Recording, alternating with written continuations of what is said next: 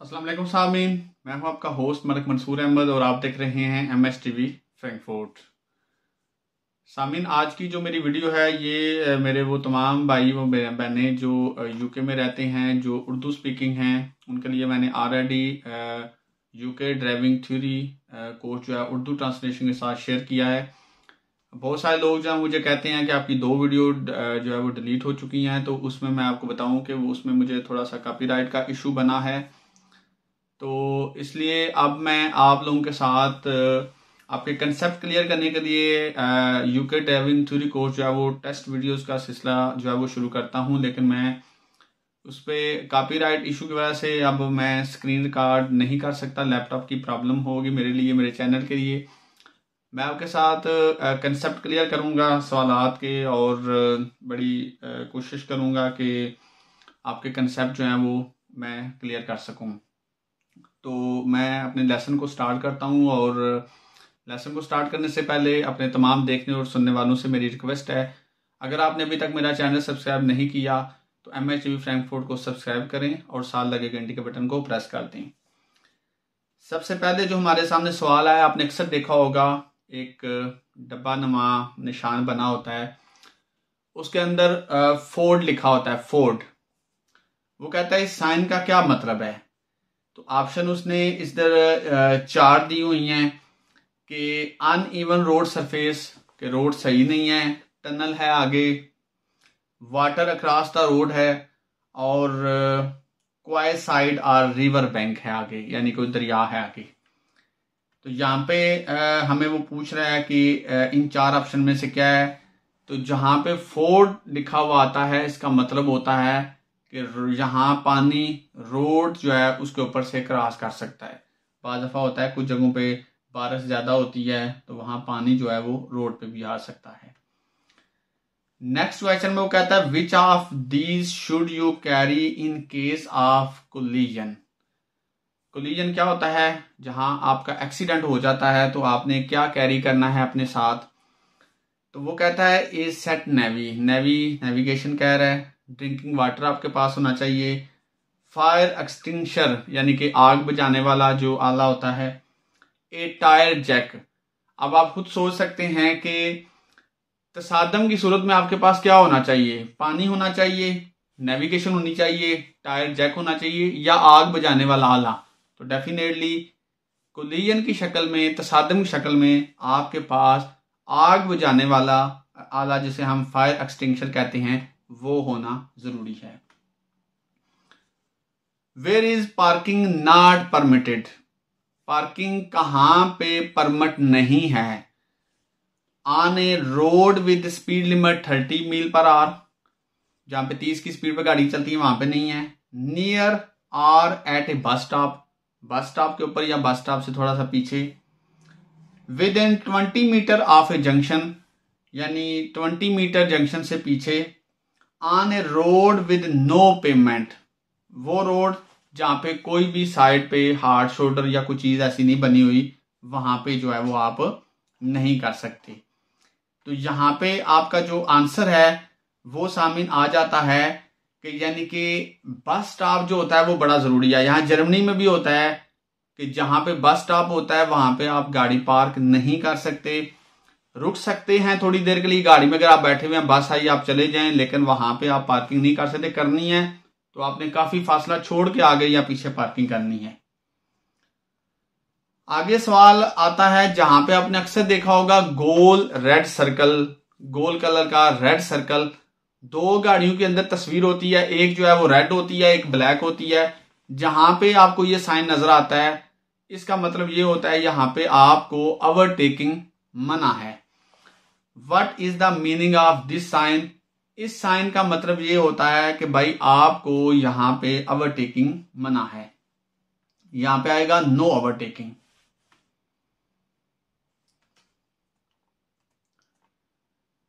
Next question में आ गया, वो कहता है कि what should you do if the red car cut in front of you.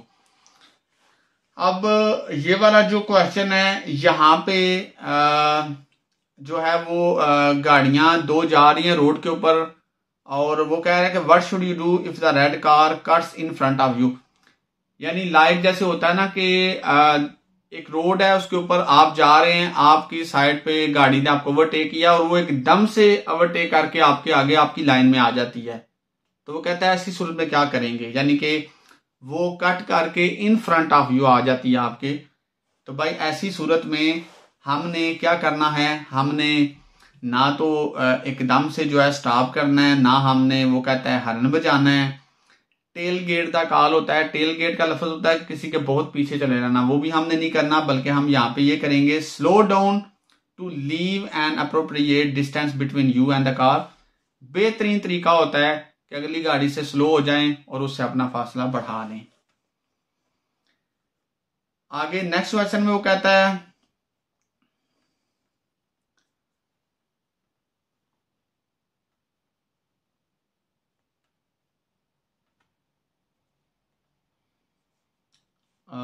आगे नेक्स्ट क्वेश्चन जो है वो, हाँ जी, नेक्स्ट क्वेश्चन में वो कहता है what should you do when these lights begin flashing red at a level crossing.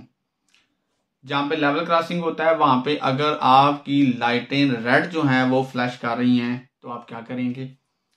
Stop before the barrier, आप बैरियर से पीछे स्टॉप करेंगे, आप कंटिन्यू करेंगे, स्पीड अप करेंगे आप यहां से गुजरने के लिए, apply your brake and turn on your hazard warning light.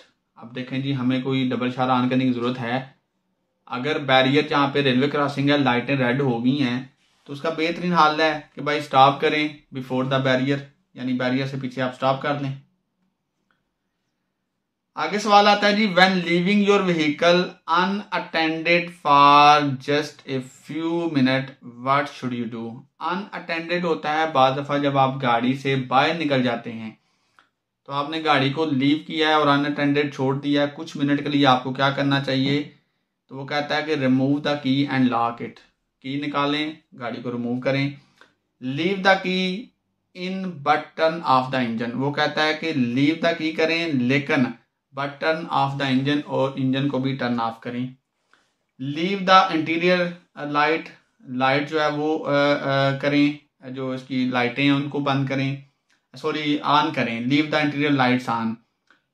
Put the हाजर वार्निंग लाइट ऑन। देखें जी, ना हमें लाइट ऑन करने की जरूरत है, ना में हमें हाजर लाइट ऑन करने की जरूरत है, बल्कि इसका यही हाल है कि भाई आप गाड़ी जो है वो उसमें से जो चाबी है उसको रिमूव करें और गाड़ी को लॉक करें। क्योंकि जब आप गाड़ी को अनअटेंडेड छोड़ देते हैं तो फिर आप ये तो नहीं है गाड़ी की चाबी निकाल ली है, इंजन बंद कर दिया, गाड़ी को आपने लॉक नहीं किया, आपने गाड़ी को भी जरूर लॉक करना होता है। आगे सवाल जो है वो आपका मोटरवे का आता है और आप वहां पे ऊपर बोर्ड जैसे लगा होता है, डिजिटल बोर्ड, और 3 लाइनों पे 50-50 लिखा हुआ है और एक पे क्रॉस लिखा हुआ है। तो वो कहता है what do the sign above a 3 line motorway with a hard shoulder indicate. तो यहाँ पे वो कह रहा है कि use the hard shoulder only for emergency and break. देखें जी, हार्ड शोल्डर को आपने इमरजेंसी के लिए या ब्रेक डाउन के लिए वो कहता है इस्तेमाल करना है, और नीचे कह रहा है use the hard shoulder as a normal line. Hard shoulder को आप एज ए नॉर्मल लाइन जो है वो इस्तेमाल कर सकते हैं। Don't use the hard shoulder under any circumstances, आप किसी हाल में हार्ड शोल्डर को यूज नहीं कर सकते। यू में drive in the hard shoulder but must stay under 50 मील, तो ये भी गलत है। अब यहाँ पे आपका ये आता है कि आपने हार्ड शोल्डर को सिर्फ और सिर्फ तब यूज करना है जब आपको इमरजेंसी हो, जब आपको किसी किस्म का ब्रेक डाउन हो। जी नेक्स्ट क्वेश्चन में वो कहता है कि at what point is there risk to passing traffic when reversing into a side road. वो कहता है कि कौन से ऐसे पॉइंट है जहां पे रिस्क होता है, जहां पे ट्रैफिक जो है वो गुजर रही है और आप वहां पे रिवर्स करना चाहते हैं इनटू ए साइड रोड। तो वो कहता है बिफोर बिगिनिंग द मैनुअर, यहाँ जहाँ पे यानी कि आप जो है वो स्टार्ट करते हैं जहाँ पे आपने दाखिल होना होता है किसी गली में। After the manure has been completed, जब आपका इरादा जो है वो कंप्लीट हो जाए, आप जो करना चाह रहे हैं। As the front of your vehicle swing out, तो यहाँ पे बेसिकली वो कह रहा है कि the most dangerous part of the manoeuvre is as your vehicle front swing around. Ensure you check all direction before beginning to reverse into a side road and be sure to stop and wait if a hazard perception present itself. Basically ये reverse के बारे में है कि जब आपने reverse करना हो तो आपने एहतियात करनी है, और रिवर्स जब आपने करना होता है तो जब आपने स्विंग करना है ट्रक को साइड रोड पे रिवर्स करना है तो आपने पूरा मेक श्योर करना है कि कोई पीछे तो आपके तो नहीं है। इसका जवाब आता है as the front of your vehicle swing out. Next question जो है वहां पे एक रोड के ऊपर एक स्लो का निशान बना हुआ है और ऊपर लिखा हुआ है, रोड के ऊपर लिखा हुआ है बहुत बड़ा सा स्लो। तो वो कहता है in which of the circumstances is it permitted to cross the solid double white line in the middle of the road. तो वो कहता है क्या आप यहाँ पे ये जो डबल लाइन है सॉलिड लाइन, क्योंकि आपको पता है वहां पे आप लाइन चेंज नहीं कर सकते, ओवरटेक नहीं कर सकते, तो क्या आप यहाँ पे जो है वो क्रॉस कर सकते हैं, वो कहता है इस सॉलिड लाइन को। तो यहाँ पे उसने ऑप्शन दिया हुआ है when passing a slow moving जो है वो व्हीकल जो आपके आगे जा रही है तो आप क्रॉस कर सकते हैं। When you need to pass a vehicle with a trailer, वो गाड़ी जिसके साथ ट्रेलर है उसको ओवरटेक करने के लिए भी आप पास कर सकते हैं। When A car ahead is indicated left, जब अगली गाड़ी लेफ्ट का इशारा दे दे तब भी आप उसको ओवरटेक कर सकते हैं। व्हेन ए पासिंग क्वी ऑफ ट्रैफिक, आप हमेशा याद रखें कि आप डबल सॉलिड लाइन को पास क्रॉस तभी कर सकते हैं जब आपके आगे जो है स्लो मूविंग जो है वो व्हीकल जा रही है जिसकी स्पीड 10 मील है। तो फिर ऐसी सूरत में क्योंकि पीछे बहुत ज्यादा रश हो जाएगा ट्रैफिक का, तो फिर आपको जो है वो परमिट होता है। What colors are the reflective stud that identify the left hand edge of the motorway? वो कहता है कि कौन सा जो कलर होता है यानी कि मोटरवे का, यानी कि जहां पे जो है वो आइडेंटिफाई करता है left hand edge of the motorway, यानी आपको कैसे पता चलेगा कि ये मोटरवे का एज है। एज से मुराद होता है कि ये मोटरवे का किनारा है, यहाँ से आगे जो है वो हार्ड शोल्डर के साथ ये हार्ड शोल्डर है। बाज़ दफ़ा नहीं ना पता चलता, हार्ड शोल्डर भी उतना ही चौड़ा होता है जितनी मोटरवे की नॉर्मल जो आपकी लाइन होती है। तो वो जो होता है वो रेड होता है, जहां पे रेड कलर के स्टैंड लगे होते हैं ना साथ साथ, तो वो उससे आप अंदाजा लगा सकते हैं कि ये हदूद है मोटरवे की लाइंस की। आ गया था जी how should you rejoin the motorway after fixing a problem with your car on the hard shoulder, यानी आपकी गाड़ी हार्ड शोल्डर पे खराब थी, अब वो ठीक होगी, अब आपने दोबारा रीजॉइन मोटरवे को करना है तो आप क्या करेंगे। तो वो कहता है pull out on to the carriageway before acceleration. देखें जी बिफोर एक्सीलेशन, बगैर रेस दिए तो नहीं आप मोटरवे पे ज्वाइन हो सकते। तो वो कहता है accelerate along the hard shoulder until you are able to join the main carriageway. वो कहता है कि हार्ड शोल्डर पे गाड़ी को दौड़ाएं और यहां तक कि आप मोटरवे को ज्वाइन कर लें। Wait until someone flash to let you, तो ये तो नहीं होता कि कोई आपको पीछे से भाई लाइट मार कहेगा भाई शामिल हो जाओ, पीछे से भी तेज आ रहे हैं तो आपको भी हार्ड शोल्डर पे तेज होना पड़ेगा।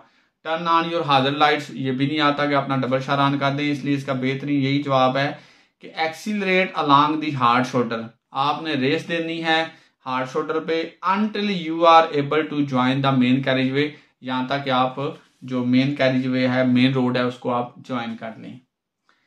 What is usually the speed limit in area where there are street lights but no signs?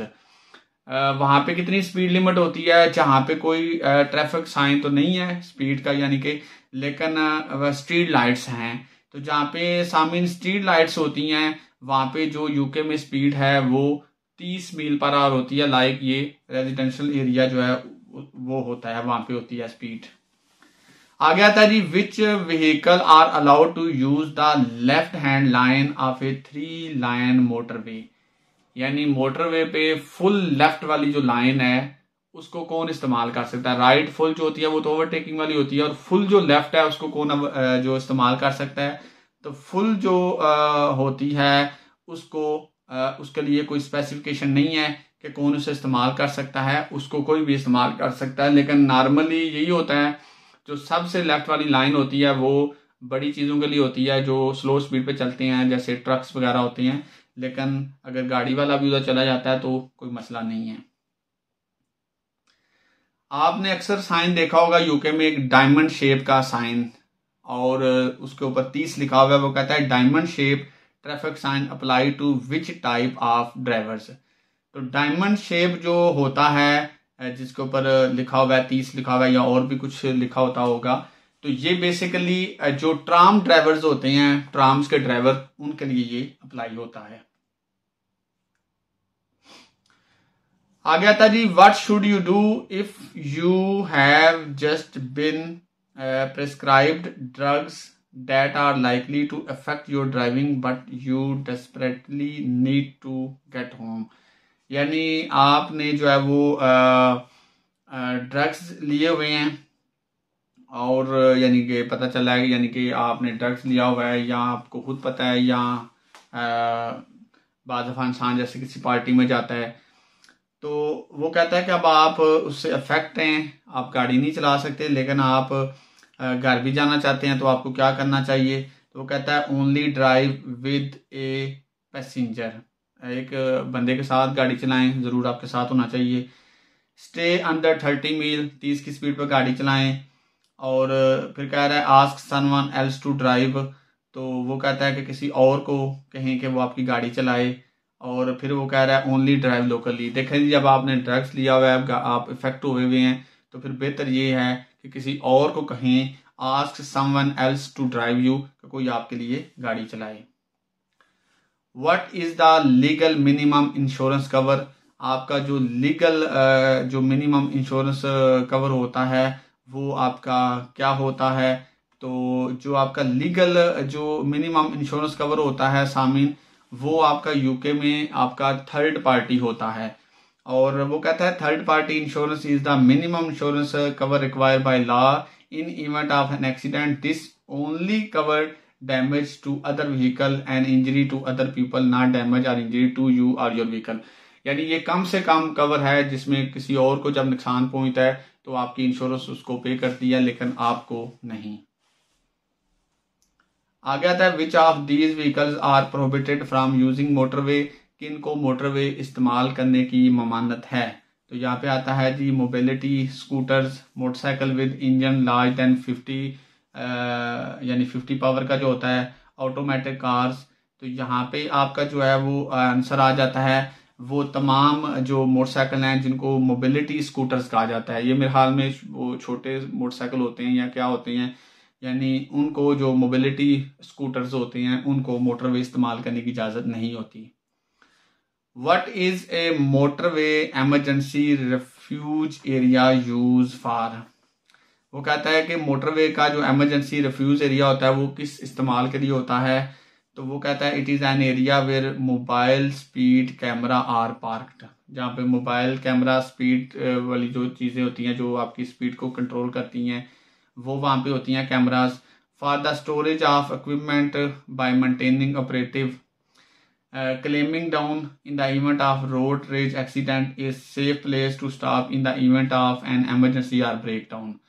तो जो मोटरवे का रेफ्यूज एमरजेंसी एरिया होता है वो बेसिकली एक महफूज सेफ एरिया होता है to stop in the event of emergency breakdown. देखें जी, जो कैमरे होते हैं वो तो कहीं पे भी वो रख सकते हैं, और एक्सीडेंट जब होता है, इंसिडेंट या कोई भी इस तरह की चीज़ होती है, उसका भी इसके साथ तल्लक नहीं है। बेसिकली रेफ्यूज जो एमरजेंसी एरिया होता है ये होता है जब आपको कोई मेजर प्रॉब्लम बनती है तो आप वहाँ पे स्टॉप करते हैं। तो जी सामीन, आज मैंने आपके साथ 20 क्वेश्चन शेयर किए हैं और कोशिश की है कि आपके साथ इनको एक्सप्लेन भी करूं, और उम्मीद करता हूं आपको कुछ बड़ी हद तक समझ आई होगी। जो लोग पहले थ्योरी पढ़ रहे हैं या जिन्हें पढ़ी है, तो जब उनके सामने मैं सवाल ये अभी बोल के बता रहा हूं तो उन्हें बड़ी हद तक समझ आ गई होगी और उनके मजीद जो डाउट हैं वो कंसेप्ट उनके क्लियर हो गए होंगे। तो इसी के साथ अपने होस्ट मलिक मंसूर को इजाज़त दीजिए। नेक्स्ट वीडियो के साथ फिर आपकी खिदमत में हाजिर होऊंगा।